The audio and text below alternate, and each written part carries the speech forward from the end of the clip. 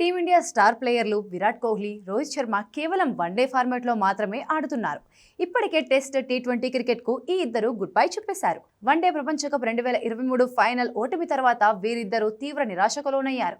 ఈ నేపథ్యంలో వన్డే ప్రపంచ కప్ 2027లో భారత్ను విజేతగా నిలిపి అంతర్జాతీయ క్రికెట్కు ఘనంగా వీడ్కోలు పలకాలని భావిస్తున్నారు. అందుకే రెండు ఫార్మాట్లకు వీడుకోలు పలికి ఒకే ఫార్మాట్లో కొనసాగుతున్నారు. కానీ ఇటీవల రోహిత్, కోహ్లీ భవితవ్యంపై జోరుగా ప్రచారం జరుగుతోంది. వన్డే ప్రపంచ కప్ 2027 కోసం బీసీసీఐ ప్రణాళికల్లో వీరిద్దరూ లేరని, ఆస్ట్రేలియాతో జరిగే సిరీసే వీరికి చివరిదని ప్రచారం జరుగుతోంది. ఈ నేపథ్యంలో ఈ విషయంపై టీమిండియా మాజీ కెప్టెన్ సౌరవ్ గంగూలీ స్పందించాడు. కోహ్లీ, రోహిత్ శర్మ కెరీర్పై కీలక వ్యాఖ్యలు చేశాడు.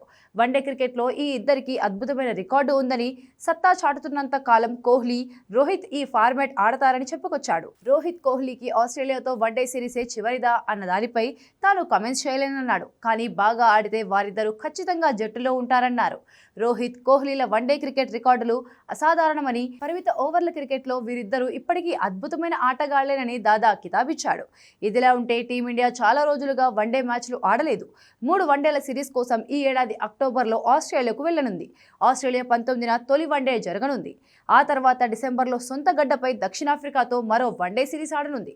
అలాగే 2026లో న్యూజిలాండ్, ఆఫ్ఘనిస్తాన్, ఇంగ్లాండ్, వెస్టిండీస్లతోనూ టీమిండియా వన్డే మ్యాచ్లు ఆడనుంది. ఈ సిరీస్లలో రోహిత్, కోహ్లీలు సత్తా చాటితే తర్వాత జరగబోయే వన్డే ప్రపంచ కప్ 2027లో ఆడే అవకాశం ఉంది.